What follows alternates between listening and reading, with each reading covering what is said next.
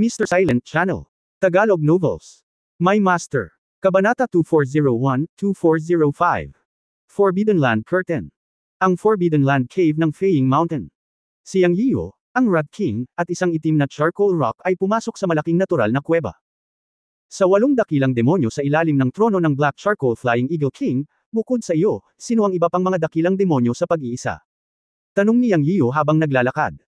Guro, ang ikapito at ikawalo ay biglang bumagsak mahigit 300 taon na ang nakalilipas. Siguradong pinatay na sila, palihim na sinulyapan ni Heitan si Yang Yiyo habang nagsasalita. Siya ngayon ay may ilang mga pagdududa na ang ikapito at ikawalo ay namatay sa kamay ni Yang Yiyo, dahil ang kakaibang nilalang na lumitaw sa buong Far West ay si Yang Yiyo, na lubhang kainahinala. Napansin ni Yang Yiyo ang pagsilip ni Heitan, ngumisi, at tapat na umamin, ang 7th at 8th ba ang tinutukoy mo ay ang Iron-beaked Eagle at ang Crowned Eagle? Oo, sila yun. Tumanggo si Heitan. Hehe, kung sila, tama na. Pinatay ko sila. Gusto mo bang ipaghiganti sila? Nakangiting sabi ni Yang Yiyo. Natakot si Heitan at mabilis na umiling, hindi. Magaling sa pagpatay sa kanila. Matagal na akong nagsawa sa pares ng mga kasuklam-suklam na idiot na iyon. Pareho silang nahuhumaling sa isa't isa. Halos mabulunan si Yang Yiyo sa sinabi ni Heitan.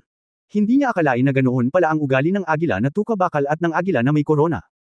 Pagkatapos ay nagpatuloy si Heitan, maliban sa ikapito at ikawalong kapatid na lalaki, ang ika-6 at ika-5 kapatid ay naglalakbay sa labas sa loob ng libu-libong taon at walang balita. Dapat ay namatay sila sa labas. Ang aking mga nasasakupan ang karaniwang nakaupo sa Feying Mountain.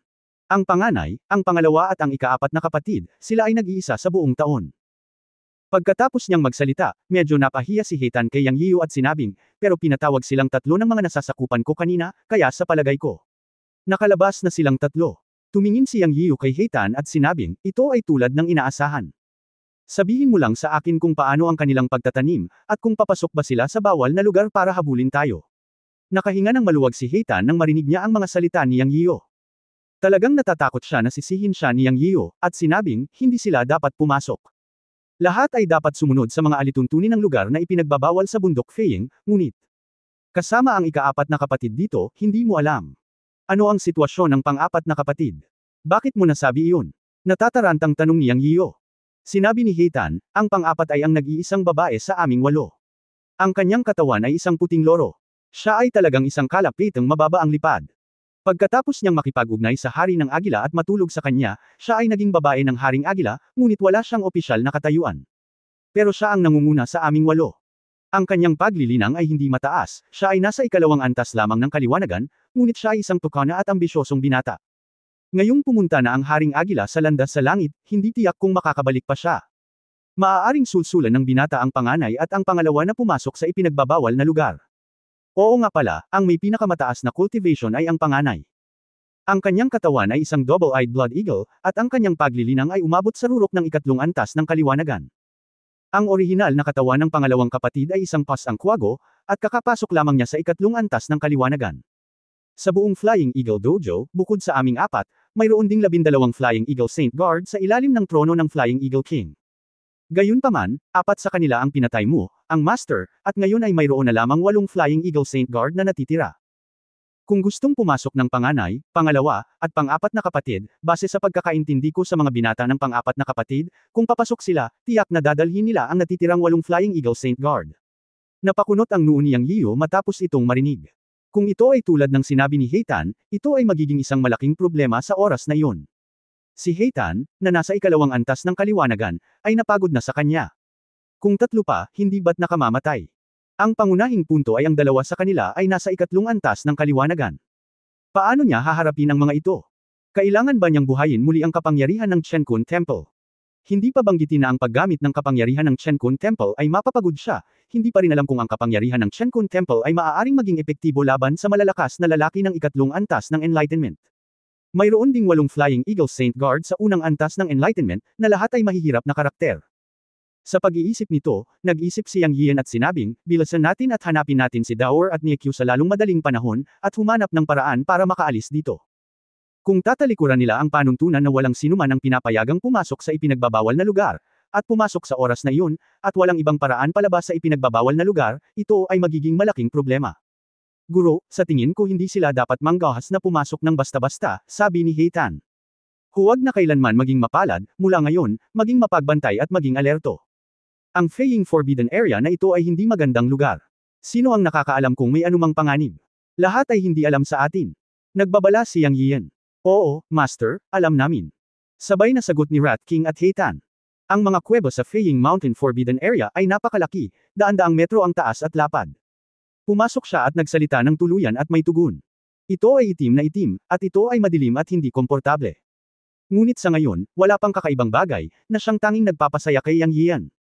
Ang kuwebang ito ay napakalaki at malalim. Pagkatapos ng mahigit isang oras na paglalakad, ganoon pa rin ito, na nagparamdam kay Yang Yian na walang katapusan, at bahagyang nairita siya. Sa ngayon, hindi pa rin niya maramdaman ang presensya ni Daor at Niekyo. Kitang-kita na may kakaiba sa kuwebang ito na makapaghihiwalay ng hininga. Makalipas ang kalahating oras, isang mahinang liwanag ang lumitaw sa harapan. Guro, may liwanag. Biglang sabi ng Haring Daga. Tumanggo si Yang Yiyo at sinabing, mag-ingat ka. Binilisan ng isang tao at 2 halimaw ang kanilang lakad. Matapos ang ilang daang metro, biglang bumukas ang lupa. Tila sa isang iglap ay nakarating na sila sa dulo. Napakalakas ng liwanag. Isa pang mundo ang lumitaw sa kanilang paningin. Ito. Ano ang lugar na ito? Ito ay dapat na isang maliit na mundo. Si Yang Yian at ang dalawa pa ay nakakita ng tanawin ng malarosas na ulap. Parang nasa tiyan pa rin sila ng bundok, pero nabago ang mga alituntunin ng mundo sa tiyan ng bundok sa kanilang paningin. May nag-set up ng puwang para bumuo ng isang independenteng maliit na mundo.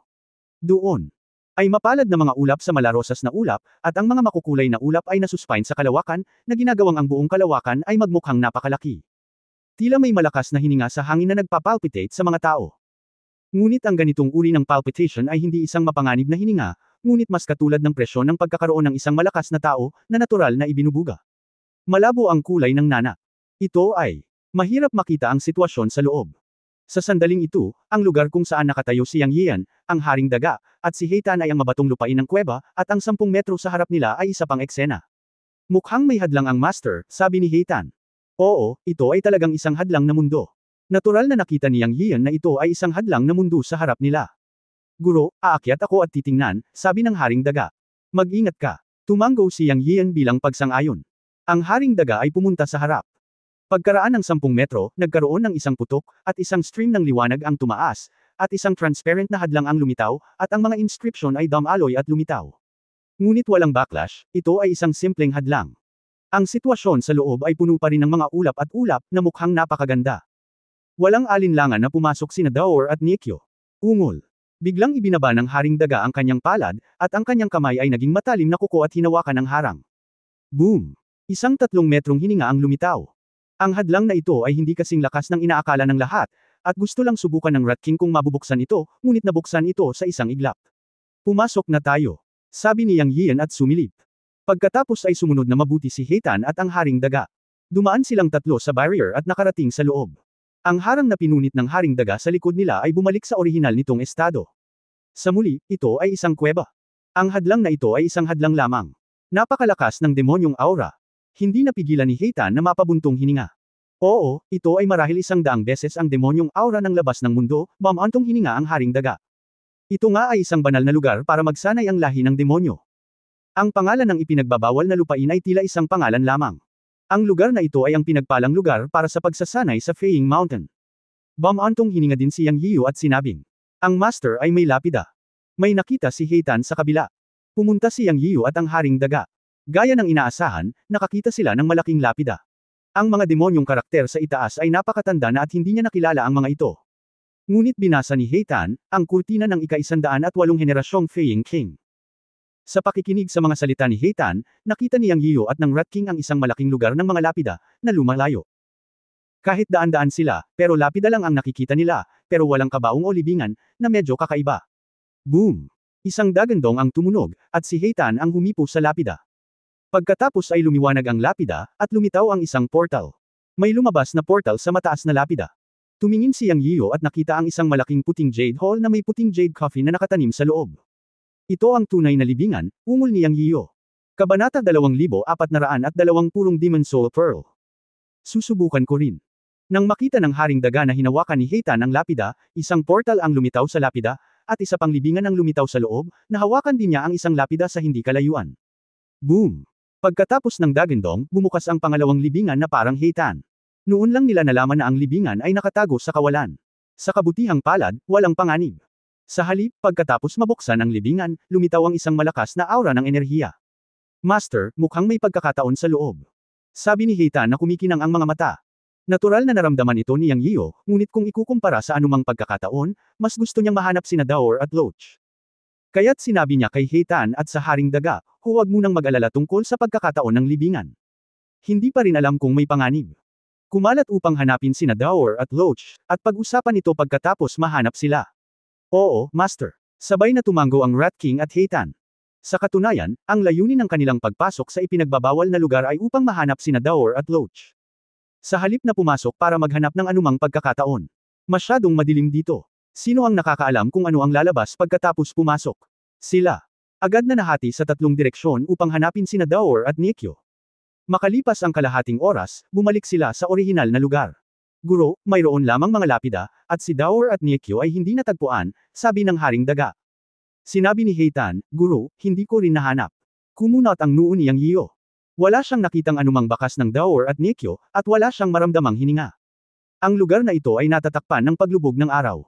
Tila napakalaki ng lugar, ngunit sa katunayan, pagkatapos bumaba ngayon, natagpuan na ang espasyong ito ay 10 milya lamang sa radius, hindi kasing laki ng inaakala. Sa kasong ito, nawala sina Daor at Niekyo, at inakala ni Yang Yiyo na mayroon lamang mga libingan. Sa loob ng radius na 10 milya, mayroong lahat ng mga sementeryo, at malamang na mayroong hindi bababa sa libu-libong mga lapida, at ang bawat lapida ay maaaring magbukas ng isang libingan. Sa ganitong paraan, maaaring nakapasok sina Daor at Niekyo sa isa sa mga libingan. Dalawang tanga. Medyo nabigla si Yang Yiyo. Nag-aalala siya na baka habulin siya ng malalaking halimaw tulad ng panganay, pangalawa at pang-apat na binanggit ni Heitan. Kaya't sinabi niya sa Haring Daga at Heitan, walang ibang paraan. Magkahiwalay tayong maghanap. Saliksikin ang bawat silid ng libingan. Si Daor at Niekyo ay malamang na nakapasok sa isa sa mga silid ng libingan. Okay. Pagkatapos silang tatlo ay nagbukas ng isang lapida bawat isa, binuksan ang silid ng libingan at pumasok. Ito ang pinakabobo na paraan, ngunit ito ay epektibo. Pumasok si Yang Yiyo sa isa sa mga portal ng lapida at pumasok. Pagpasok niya ay nakita niyang wala itong pinagkaiba sa silid ng nicho na nakita niya noon. Ito ay eksaktong pareho. Ang lahat ay isang palasyo na gawa sa puting jade. Ang mahalagang bagay sa palasyo ay isang puting jade coffin. Bilang karagdagan, may isa pang natuklasan na nagpalundag sa puso ni Yang Yiyo. Walang labasan, at tuluyang nawala ang pinto ng pumasok. Ito ay isang bagay na hindi niya inaasahan. Ayon sa sentido komun, ang pinto kapag pumapasok ay dapat ding makalabas, ngunit ang pinto ay direktang nawala. Parang sarado din ang palasyo. Maliban sa isang puting jade coffin na inilagay sa gitna ng bulwagan, wala nang ibang kainahinala. Ang bulwagan na gawa sa puting jade ay walang kulay, na medyo naiiba sa iba pang mga maginoon na gusali. Pagkatapos ng lahat, ito ay isang libingan sa kalawakan, isang ipinagbabawal na lugar para sa mga lumilipad na agila. Sa madaling salita, ito ang ninuno ng libingan ng lumilipad na Agila King pamilya. Ngunit ang pagkakagawa ng lugar na ito ay pambihira. Isang barrier array ang inilatag ng malalim sa yungib, na nakabaon ng hindi bababa sa libu-libong lapida. Ang bawat lapida ay isang portal. Ang pagpasok ay ang White Jade Hall, na naglalaman ng isang puting jade coffin. At parang yung tipong pwede lang ipasok pero hindi matatanggal. Maliban sa puting jade coffin, walang espesyal. Ngunit naisip ni Yang Yiyo na kung mas hindi ito mahahalata, mas nakatago ang misteryo. Depende kung mahahanap niya ang problema. Maaaring makumpirma na sina Daor at Niekyo ay dapat na pumasok sa isang lapida na espasyo. Ngayon ang kailangan niyang gawin ay hanapin sina Daor at Niekyo. Siyempre, ang unang bagay na dapat gawin ay hanapin ang pasukan sa libingan. Kung hindi, mayroon lamang isang puting jade coffin sa 100 metro kwadrado ng espasyo. Hindi ba siya makulong hanggang mamatay dito? Dapat mayroong isang bagay na espesyal, at ang pangunahing lugar, naisip ni Yang Yiyo, ay nasa puting jade coffin. Ang lapida sa labas ay nagsabi na ito ang libingan ng mga hari ng agila sa lahat ng henerasyon. Kitang-kita na nasa loob ng puting jade coffin ang bangkay ng Eagle King na namatay sa iba't ibang dahilan. Kailangan niyang tingnan ito para malaman. Siya. Dumiretso sa kabaong at pinakiramdaman muna ang kabaong para masiguradong walang panganib. Matapos maglakad-lakad sa kabaong, tila wala siyang nakitang kakaiba at wala siyang naramdamang panganib. Kung gayon ang tanging paraan upang malaman kung mayroong isang misteryo sa loob ay buksan ang kabaong. Matapos umatras ng ilang hakbang, pinalapot ni Yang Yiyo ang isang mahiwagang kamay sa hangin patungo sa kabaong upang buksan ito. Boom! Bumukas ang malaking kabaong, at sa sumunod na sandali ay may nangyaring kakaiba. Shoo! Isang mahabang sigaw ng agila ang nagmula sa kabaong. Pagkatapos ay tumaas ang isang malakas na aura ng demonyo na may malakas na presyon. Ano? Nakita ni Yang Yiyo sa kanyang paningin ang isang itim na gas na tumataas mula sa kabaong. Ang itim na agila na nakakondensed sa kabaong ay hindi masyadong malaki, at ang lapad ng pakpak nito ay talagang 3 metro. Hindi siya nagulat, ngunit inaasahan ito. Siya! Hindi ko akalain na ang kabaong na ito ay hindi maganda.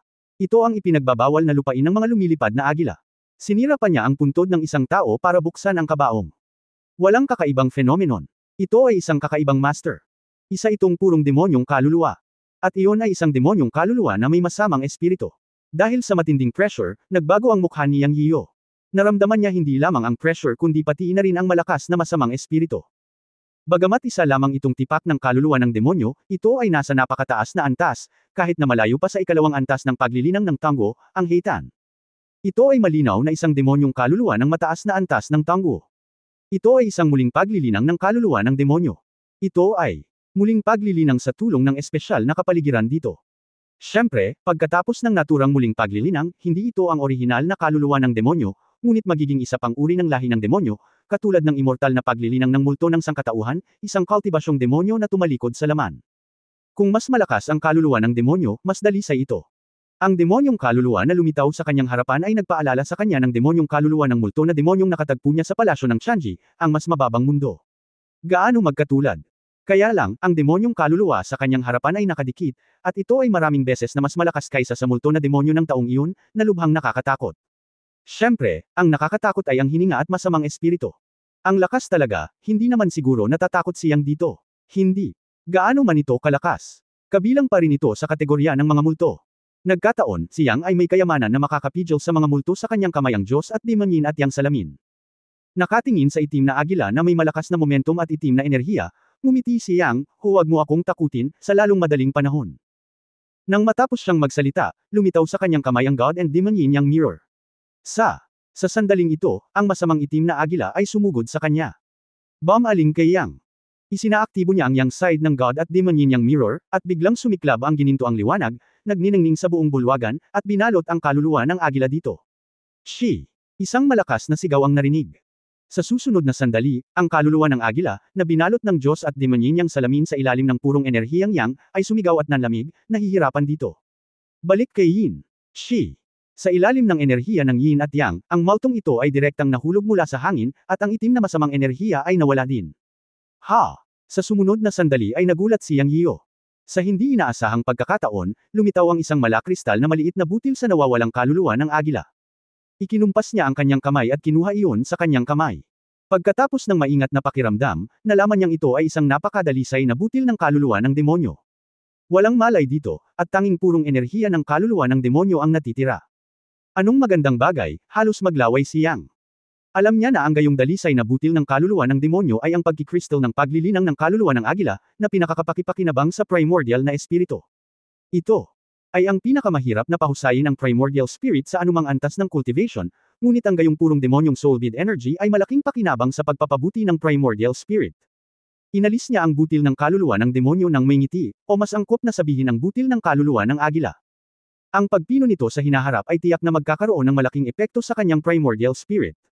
Kung ang primordial spirit ay malakas, ang kaluluwa at kamalayan ay mapapabuti rin, na napakabihirang. Matapos maging malakas ang primordial spirit, ito ay may di masabi na epekto sa pag-unawa sa langit at lupa at sa natural na paraan. Naisip niyang sa kanyang sarili, kung marami pang demon soul beads ang ganito, bakit mag-alala na hindi makatuntong sa kaliwanagan? Matapos alisin ang butil ng kaluluwa ng agila, tumingin si Yang Yiyo sa kabaong. Ngunit nalaman niyang may isa pang layer sa loob, na inaasahan din. Ang kabaong mismo ay nakabalot sa kabaong, hindi nakakagulat. Ngunit ang panloob na jade coffin ay isang buong jade coffin, walang anumang mga puwang, ito ay solid, na may mga inscription, na mukhang katulad ng mga inscription sa lapida nang siya ay pumasok. Ngayon niya naisip, isa na pala itong pinto. Pero hindi niya alam kung saan ito haantong matapos itong mabuksan. Makakalabas kaya siya, o haantong sa ibang lugar. Kabanata 2403, Divine Eagle Skeleton at ang sagradong puno ng Watong. Ginamit ni Yang Yiyan at Kuidong ang kanilang magic power para salakayin ang solidong kabaong.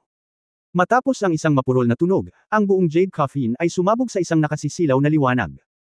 Walang kamalay-malay na ipinikit ni Yang Yiyan ang kanyang mga mata, ngunit naramdaman niya na may mga spatial fluctuations sa paligid niya, at nakaramdam siya ng pagkahilo. Gayunpaman, ang pakiramdam na ito ay hindi nagtagal at bumalik sa normal. Nang muli niyang imulat ang kanyang mga mata, nakita ni Yang Yian na nawala na ang bulwagan. Ngunit siya ay lumitaw sa isang espasyo na tila isang mabituing kalangitan, ngunit alam niya na ito ay hindi isang tunay na mabituing kalangitan, ngunit isang virtual na espasyo na nakadikit. Ang lupa ay gawa pa rin sa puting jade, ngunit may tanawin ng dagat ng mga ulap at mga bituin sa itaas at sa paligid ng kanyang ulo. Maliit lang daw ang space pero parang maliit na mundo. Ang ikinagulat ni Yang Yian ay mayroong isang demonyong aura dito na naging dahilan upang siya ay makahinga, napakalakas kaya nagkaroon siya ng gana na sumamba. Gayunpaman, pagkatapos patakbuhin ang Chen Kun Creation Power, unti-unting hamina ang pressure. Ang pinagmulan ng pressure ay nagmula sa malaking balangkas ng maliit na mundong ito. Ang balangkas, na naglalabas ng malabong gatas na puting halo, ay mukhang nakasisilaw kay Yang Yian na parang isang malaking bundok na may nakasisilaw na halo. Napakalaki nito, ngunit nang i-activate niya ang Eye of Heaven and Earth, nakikita niya ito bilang isang napakalaking kristal na kalansay na parang bundok. Dahil sa napakakumpletong balangkas, nakikita ni Yang Yian na ito ay isang kalansay ng ibon. Kung ano ito ay maliwanag. Ito ang ipinagbabawal na lupain ng mga lumilipad na agila, at ang libingan ay siya ring hari ng agila ng magkakasunod na henerasyon.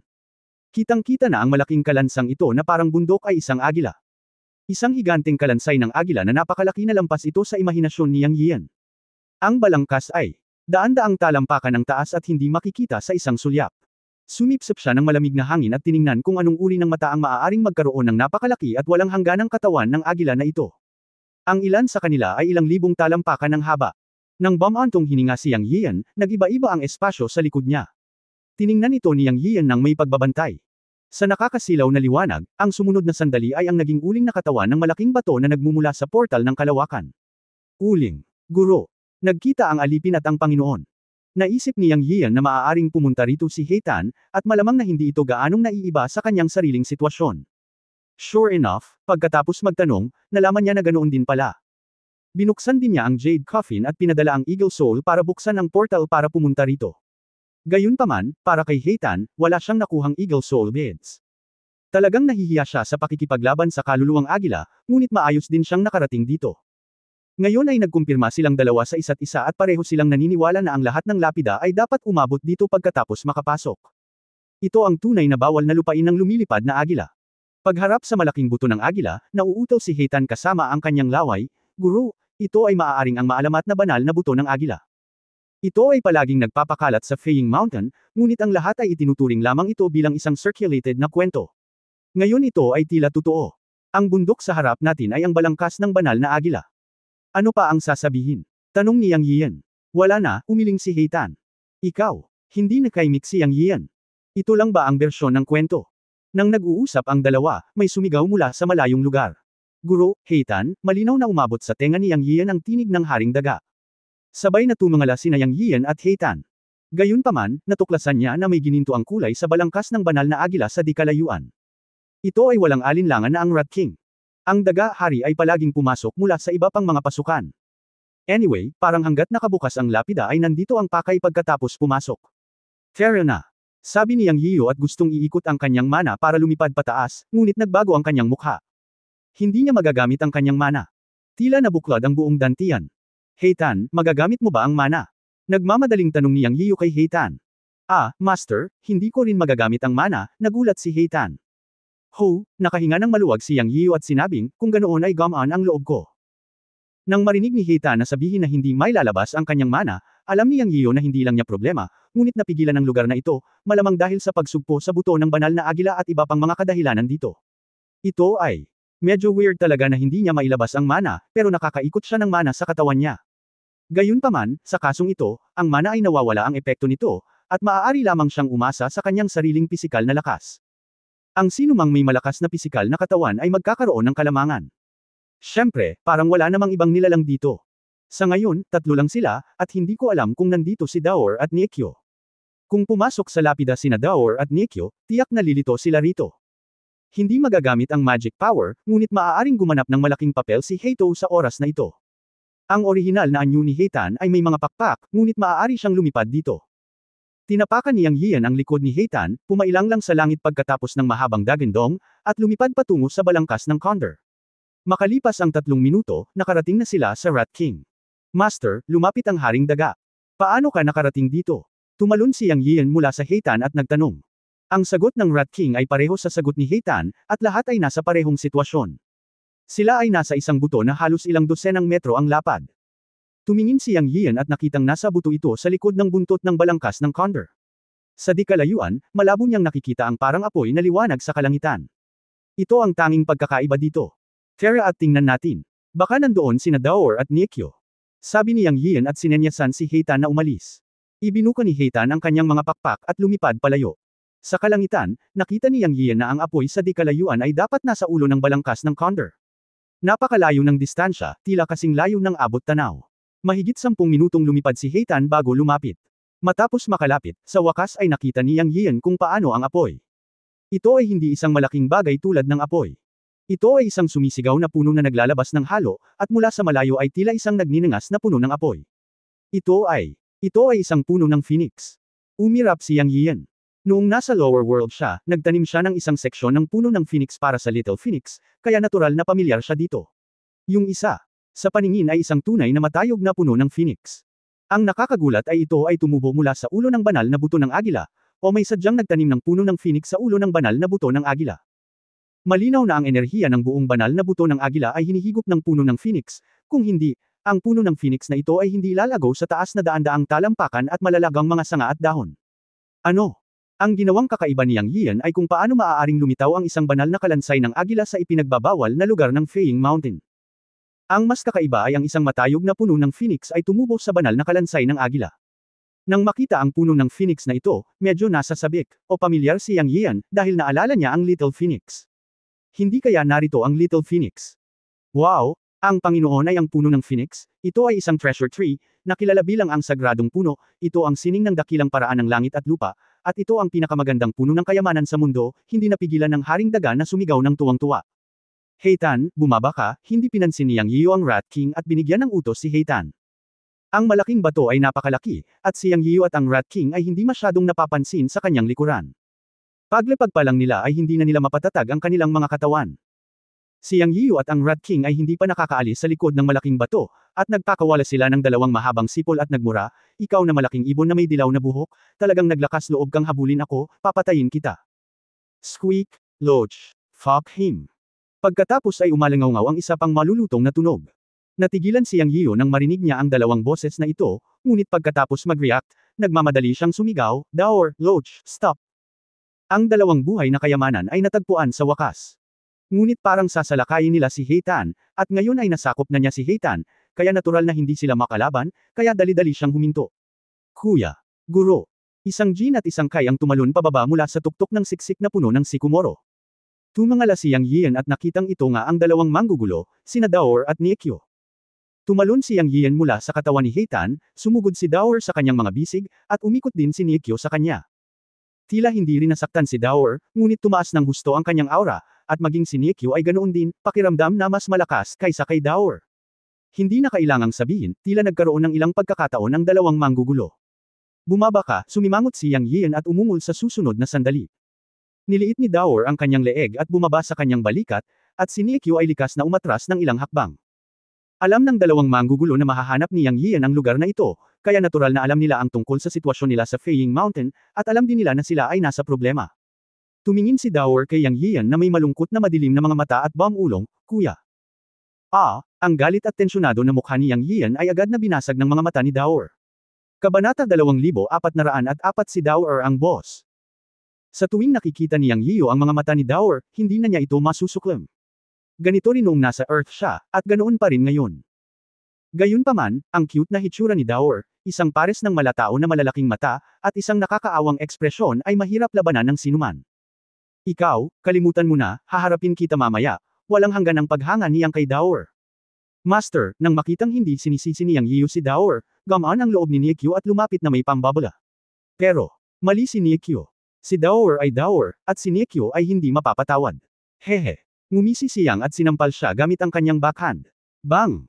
Wow, Master, bakit mo ako binabatukan? Napasigaw si Niekyo at tinamaan ng 3 o 4 na metro ang layo ni Yang Yiu.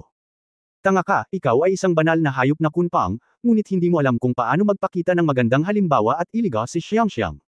Napakatapang mo. Alam mo bang nakapasok ka sa ipinagbabawal na lugar ng Feiying Mountain? Alam mo ba kung gaano ito mapanganib? Inilalabas niyang ang lahat ng kanyang galit kay Niekyo sa sandaling ito. Mahinang sinabi ni Niekyo na may mukha na puno ng hinanakit at hinaing, "Guro, si Dower ang nanguna sa akin." Boom! Huwag ka pa ring magsisi. Isa pang suntok sa sumpa. Wow, Master, nagkamali ako.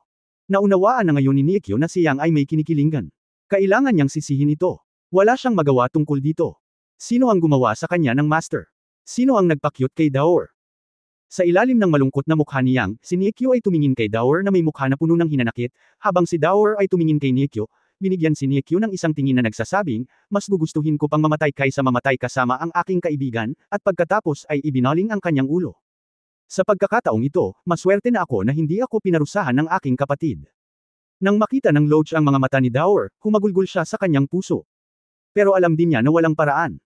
Ang galit ng Panginoon ay laging kailangang ilabas, at laging may magtitiis, ngunit imposible si Dower. Siya lang ang makapal ang balat. Mula sa pangyayaring ito, naunawaan niya na ang posisyon ni Dower sa puso ng Master ay maaaring matalo siya sa ilang mga kalye. Noong una ay inakala niya na siya ang Kunpang Beast, at ang kanyang posisyon sa puso niyang ay magiging napakataas. Ngunit ngayon alam na niya ang agwat, na nagpaparamdam sa Loach na labis na naagrabyado. Anyway, hindi na siya ng ahas na pabulaanan ito muli, ngunit alam din niya na sila ni Dower ay talagang nagdulot ng gulo sa pagkakataong ito at nagdulot ng gulo sa Master. No wonder nagalit ang Master. Isipin ang kapangyarihan ng ibong daping noon. Ito ay tiyak na isang malakas na halimaw. Ilang beses itong nagdusa at muntik ng mahuli. Kung si Dower ay hindi naging matalino, siya, si Kunpang, ay bibigyan din, at ang kahihinatnan ay mahirap hulaan. Sa huli, napilitan siyang pumasok sa ipinagbabawal na lugar ng Feiying Mountain. Ngayong dumating na ang Panginoon, hindi na kailangang itanong na nakipagsapalaran siya sa pagpunta rito, at dumaan pa sa away, di ba? Sa pag-iisip nito, mas gamaan ang pakiramdam ng Loach. Gayunpaman, tumingin siya sa likod ni Yang Yiyo. Dapeng Bird. Noon, siya at si Dower ay hinabol at pinilit sa bawal na lugar ng Feiying Mountain ng ibong ito, ngunit nang magkita sila, sinundan talaga ng ibong ito ang amo nitong si Yang Yiyo. At mukhang magalang. Nang hindi nagtanong, nahulaan ni Niekyo na ang ibong ito ay naging isa pang nakababatang kapatid ng kanyang amo. Alam mo pa na mali ka, tapos may pag-asa pa, bumangon ka, nasiyahan siyang pagkatapos sumuko si Niekyo. Siyempre, alam din niyang na talagang inabuso niya si Niekyo. Sa katunayan, alam niya na si Dower ang may kasalanan. Sa tuwing nagkakaproblema ang kanyang mga espiritual na alagang hayop, nangunguna si Dower sa karamihan ng mga kaso. Pero, hindi niya magawang magalit kay Dower. Buti na lang at ngayong natagpuan na ang dalawang live treasures na ito, hindi na ito big deal. Humanap ng daan palabas ngayon at umalis dito. Ngunit ito ay malinaw na isang mundo ng kalawakan at langit, at ang daan palabas ay maaaring mahirap hanapin. Nang marinig ng Loach na walang intensyon siyang na ituloy ang bagay na iyon, nabuhayan siya ng loob at nagmamadaling nagpasalamat sa kanya, "Salamat, Master." Natutunan niya ang kanyang aralin. Mas mabuting hindi na makipag-usap pabalik sa hindi makatwirang Master na ito. Anuman ang sinabi ng Master ay tama, kailangan lang niyang makinig at gawin ito. Ang tanging resulta ng kanyang depensa ay isang pambubugbog. "Kuya, ano ang problema ng masamang ibon na ito?" Sa oras na ito, pinakalma ni Dower ang galit ni Yang Yian at lumapit upang magtanong sa mahinang boses, ngunit ang kanyang pares ng madilim na mga mata ay nakatitig sa malaking rock o ngayon ay Heitan na may masamang mukha. Naalala ni Dower ang kahihiyan nila ni Loach nang hinabol sila ng pangit na ibong ito noon, at ang hinanakit sa kanyang puso ay mahirap pakalmain. Gayunpaman, kahit na matalino ito, nahulaan din ito na ang ibong ito ay maaaring sumunod sa kanyang kapatid ng may paggalang, at tiyak na nasakop ng kanyang kapatid. Nahulaan niya at nagtanong pa ng ganito, para lang magmukhang masama si Heitan. Hindi kailanman natalo si Dower. Nang marinig ni Yang Yiyo ang tanong ni Dower, alam niya na ang malikot na espiritong ito ay hindi magdurusa ng anumang pagkawala at gusto niyang hanapin siya para iulat si Heitan. Siya ay talagang nawala ng mga salita tungkol kay Dower. Pinisil niya ang kanyang mga daliri sa ulo nito at ngiting sinaway, "Nag-iisip ka na naman ng masama. Sinasabi ko sa iyo na ang Dapeng Bird, hindi, ngayon ay Heitan na ang tawag. Sumuko na si Heitan at lahat tayo mula ngayon. Bawal kang manggulo sa kanya. Dati, hindi mo hinabol si Heitan dahil tungkulin ito ni Heitan. Pero simula ngayon, bawal ka na mag-isip ng masama, kung hindi, hindi kita papakawalan ng madali, at ganoon din sa iyo." Pinandilatan din ni Yang Yian si Niekyo. "Kuya, huwag kang mag-alala, hinding-hindi kita bibitawan," napakatalino ni Dower. Narinig nito ang kahulugan ng mga salita ng kanyang kapatid na hindi ito dapat magdulot ng gulo sa mabahong ibong ito, kung hindi ay hindi ka nito bibitawan ng madali. This time hindi na siya nagbibiro. Si Dower, na kilalang kilala si Yang, ay natural na hindi nang ahas na saktan ang awtoridad ng kanyang kapatid. Pero maganda ang pagkakasabi niya, pero iniisip niya sa puso niya, "Mabahong ibon, wait and see." "Don't dare," mabilis ding sumang-ayon si Niekyo. "Iyon ang pinakamaganda," tumanggaw si Yang Yian. Talagang natatakot siya na si Dower at Niekyo ay magdulot ng gulo kay Heitan, na magiging isang dehado. Pagkatapos ng lahat, si Heitan ay isang dakilang demonyo na umabot sa ikalawang antas ng kaliwanagan. Nasa malayo pa rin sina Dower at Niekyo. At nakita ni Heitan mula sa simula na si Dower ay napakahalaga sa kanyang Panginoon na si Yang Yian.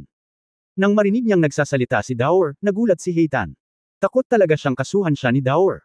Pagdating ng panahon, wala na siyang magagawa kundi hayaan ang kanyang amo na makipag-ayos sa kanya. Lalo na nang makita niya ang namumungay na mga mata ni Dower na nakatingin sa kanya, lumundag ang puso ni Heitan sa hindi malamang dahilan. Nagpasya siyang lumayo sa Dower na ito sa hinaharap. Anyway, hindi na niya magawang i-provoke ito. Ang isang Dao ay labis na hinahangaan ng kanyang amo. Nakakatakot na maimpluwensyahan pa nito ang kalooban ng kanyang amo. Kasabay nito, natutuwa siya na hindi niya nahuli si Dower at Niekyo noon.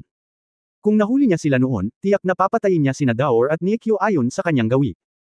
Kung talagang ginawa niya iyon, naisip ni Heitan na pira-piraso siya ng kanyang amo. Sa kabutihang palad, ang Panginoon ay matalino at hindi nakinig sa sulsol ni Dower.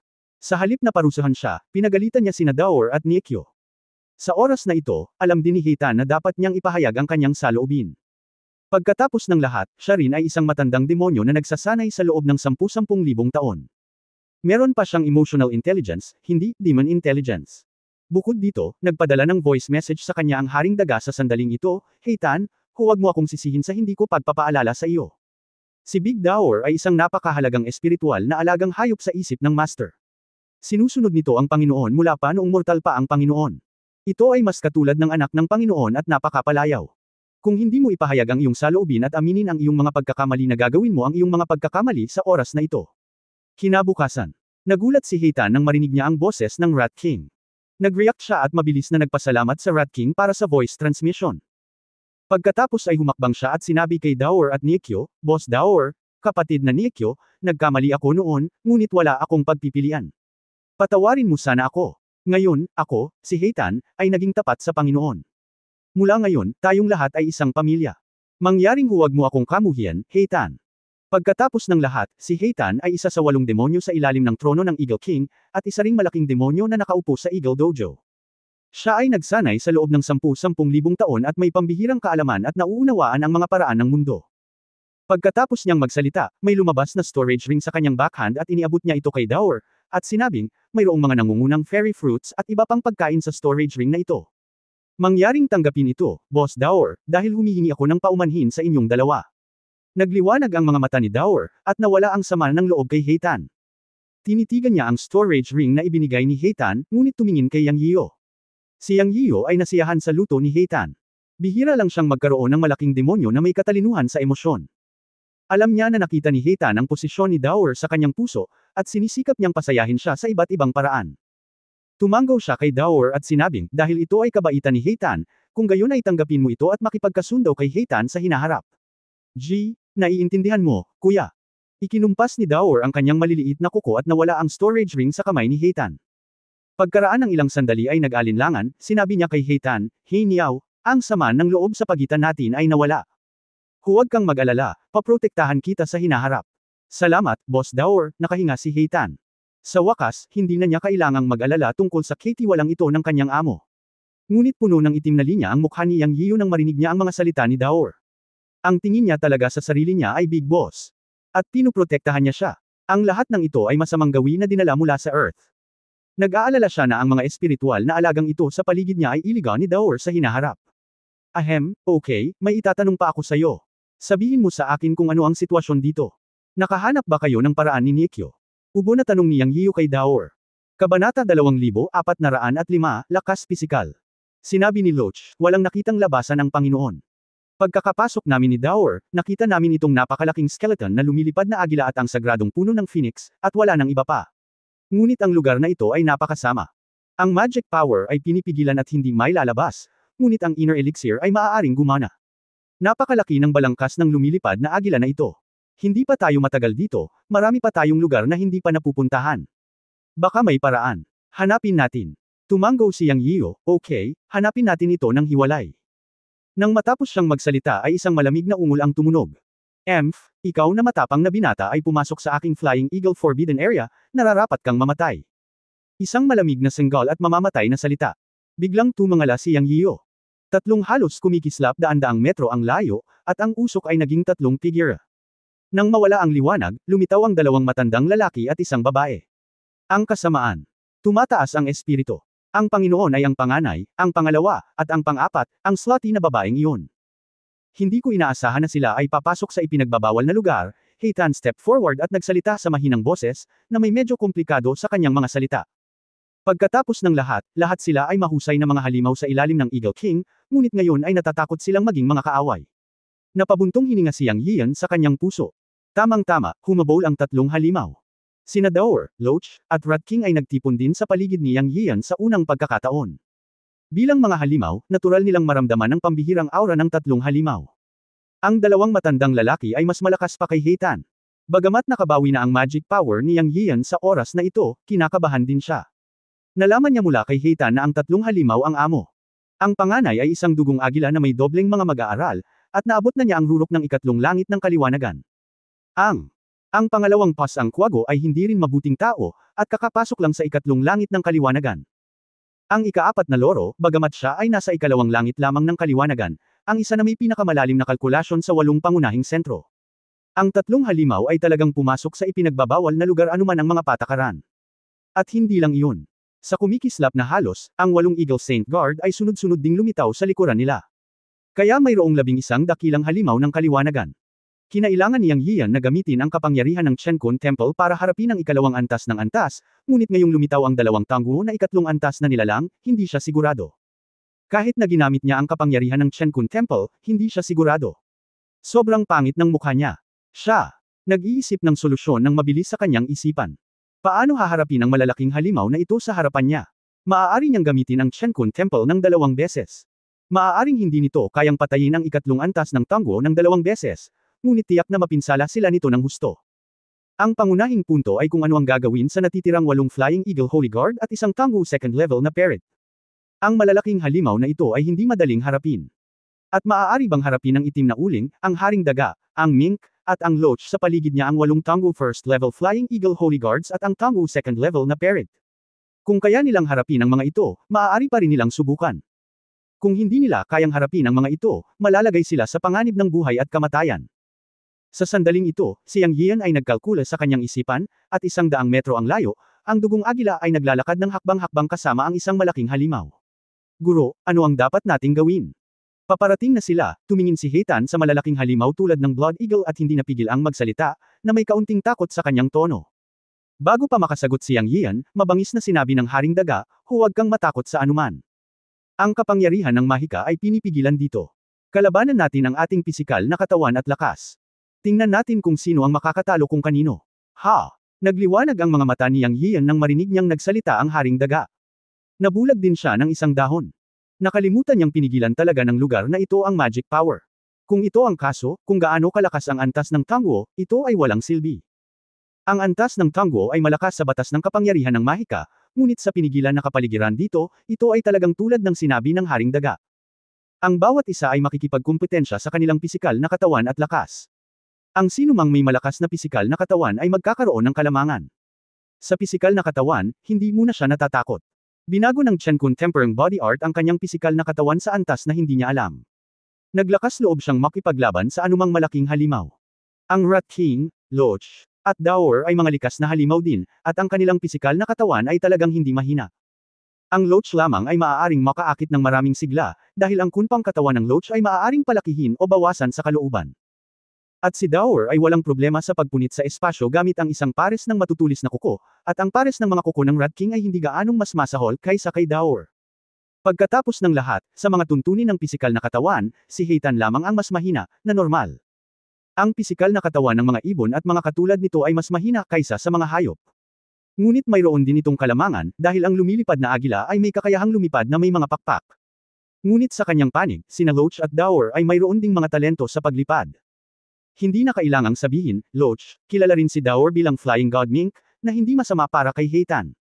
Ang 11 tribo ng demonyo na nagmumula sa kabilang panig ay pawang mga ibon, at walang halimaw sa kanila. Sa relatibong pagsasalita, mas maganda ang kanilang pisikal na katawan. Naisip ito ni Yang Yiyo sa kanyang puso, at medyo gamaan ang loob niya. Sinabi niya, hindi mali ang sinabi ng haring daga.